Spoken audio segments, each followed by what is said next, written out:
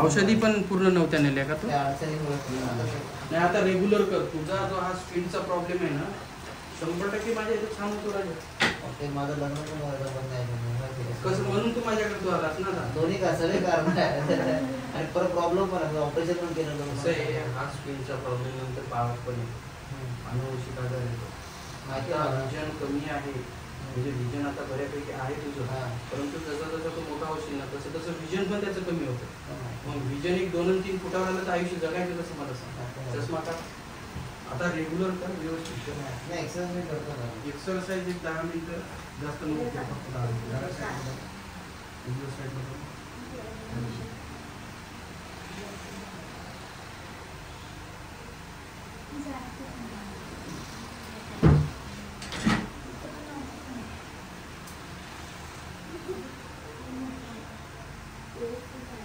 Visual access खूप सेंटरला आलाय बरं का तुझा.